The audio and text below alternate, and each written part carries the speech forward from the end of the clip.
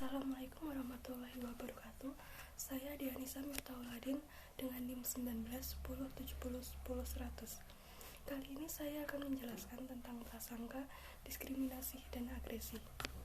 Prasangka adalah sikap menilai seseorang secara negatif. Teori-teori prasangka. Yang pertama ada teori belajar sosial. Teori ini dikemukakan oleh Bandura. Menurut Bandura, belajar terjadi melalui model atau contoh. Tidak terbentuk sejak lahir, namun prasangka terbentuk selama perkembangan manusia, baik melalui orang tua maupun lingkungan sekitar.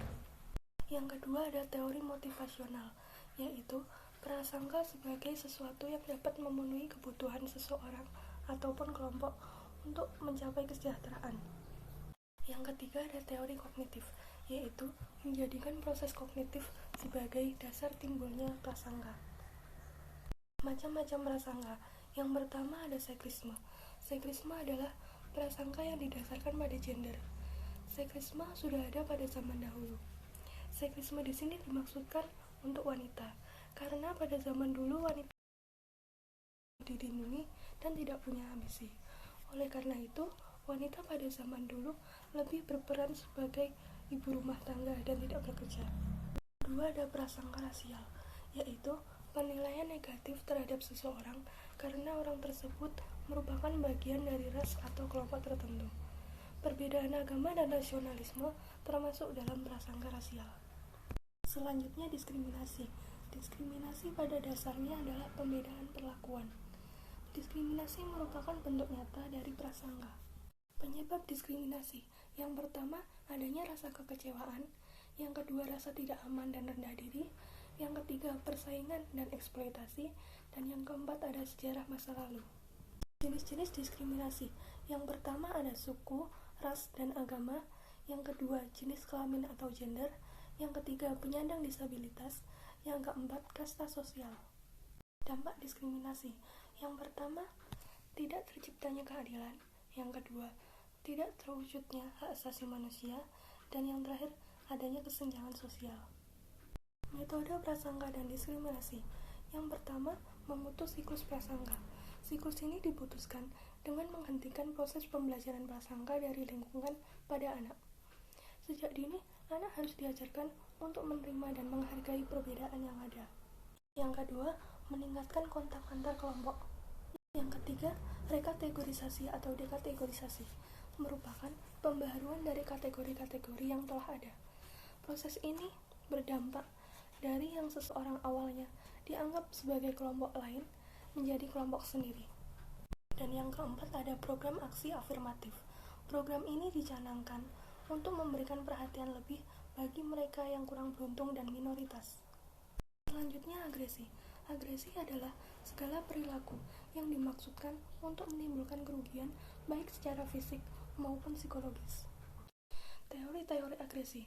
Yang pertama ada teori bawaan atau insting, yang kedua teori frustasi agresi, dan yang ketiga ada teori belajar sosial. Teori bawaan sendiri ada teori psikoanalisa dan teori etologi. Teori psikoanalisa. Teori ini dicetuskan oleh Freud. Pada dasarnya dalam diri manusia terdapat dua insting, yaitu insting untuk hidup dan insting untuk mati.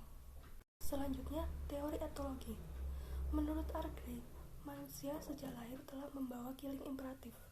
Dengan hal ini, manusia dihinggapi obsesi untuk membuat senjata dan menggunakan senjatanya untuk membunuh bila perlu. Manusia juga memiliki mekanisme pengendalian kognitif untuk mengimbangi keharusan membunuh tersebut. Hal ini dinamakan nurani. Yang kedua, teori frustasi agresi. Frustasi dapat menyebabkan terjadinya agresi.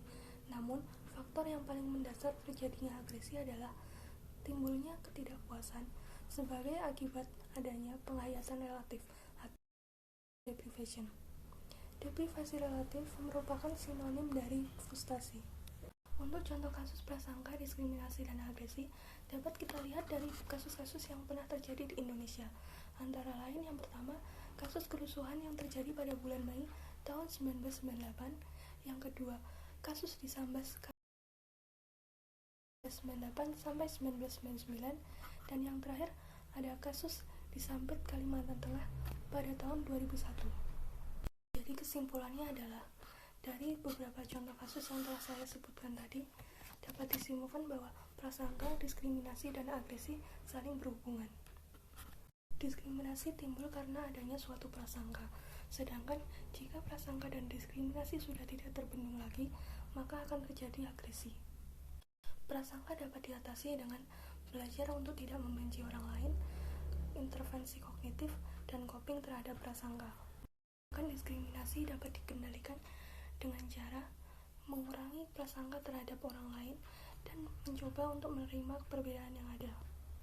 Itu agresi dapat dikurangi dengan tercapainya kematangan emosi, meningkatkan religiusitas, melatih kecerdasan emosional, dan tidak terpengaruh dengan media yang ada. Sekian penjelasan dari saya, kurang lebihnya mohon maaf. Wassalamualaikum warahmatullahi wabarakatuh.